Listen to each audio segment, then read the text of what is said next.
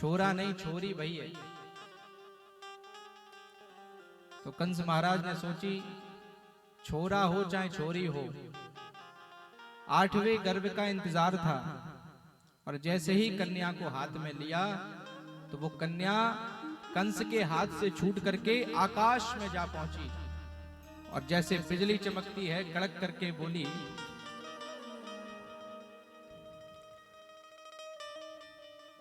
किम मया तया मंद जाता खलु त्वांतकृत यत्र क्वा पूर्व शत्रुर्मा हिंसी कृपणां प्रथा। तेज बिजली की तरह कड़कती हुई कन्या कहने लगी, अरे मूर्ख कंस, तू क्या मुझे मारेगा? तुझे मारने वाला तो ब्रज में जन्म ले चुका है, प्रकट हो गया है। उस कन्या के वचनों को सुनकर के कंस के कान खड़े हो गए, चिंता बढ़ गई, क्योंकि आकाशवाणी का सवाल था। ऐसा नहीं है कि आकाशवाणी पहले ही हुआ करती थी, आज भी आकाशवाणी होती है, परंतु वो आकाशवाणी किन्हीं विरले संतों को सुनाई पड़ती है, हर किसी को सुनाई नहीं पड़ती। क्योंकि पहले ही सब शास्त्र पुराण गा रहे हैं, भगवान आकाशवाणी भगवान की वाणी होती है और भगवान हर किसी को दिखाई नहीं पड़ता, भगवान हर किसी को सुनाई नहीं पड़ता। भगवान को देखने के लिए जीव की दृष्टि होना चाहिए और भगवान को सुनना है तो सुनने के लिए वो हृदय होना चाहिए। जब चित्त में परमात्मा विराजमान हो जाता है तो वो अंदर से प्रेरणा देता है और जो अंदर से प्रेरणा आती है आभास होता है, इसको अपन कहते हैं पूर्वाभास। और पूर्वाभास जो होता है वही भगवान की वाणी होती है और वही आज के समय में आकाशवाणी है। इस हृदय की प्रेरणा को कोई समझ ले कि उसके चित्त में गोविंद वास कर रहे हैं, गोविंद रास कर रहे हैं और चित्त में ही वो भगवान को बड़ा प्रेम कर रहा है, बड़ा लाड़ लड़ा रहा है।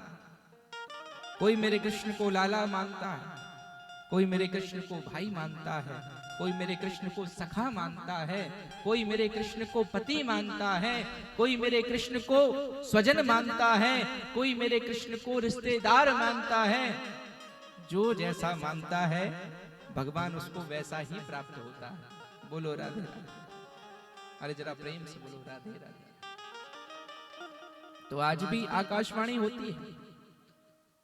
उस आकाशवाणी को सुनने के लिए आपको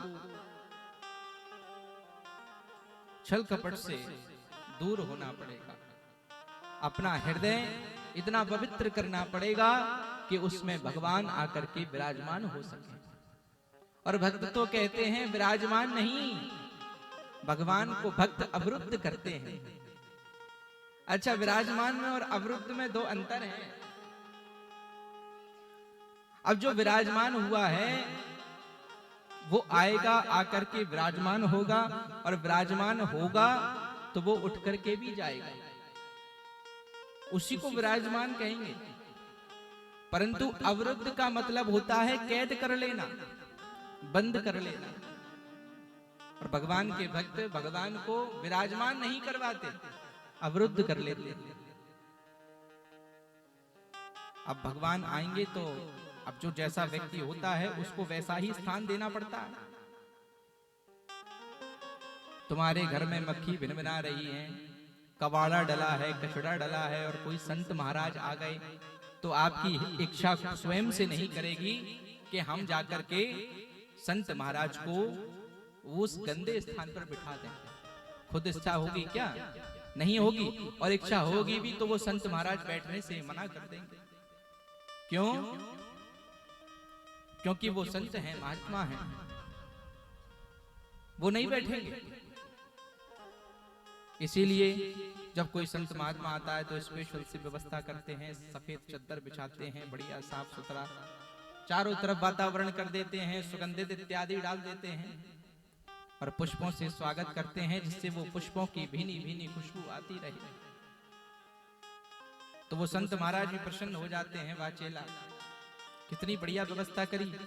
ऐसे ही तुम अपने हृदय को आसन जानो, और जब तक इस आसन को धोगे नहीं, साफ नहीं करोगे, तब तक गोविंद इसमें विराजमान होने वाला नहीं है। अब इसमें कचड़ा पड़ा है, गंदगी पड़ी है, काय की गंदगी है? आपके हृदय में गंदगी है, छल की, ईर्ष्या की, कपट की, दोष की, राग की। तो फिर कैसे बंधुओं परमात्मा को आप यहां पर बिठा पाओगे? बोलो राधे राधे।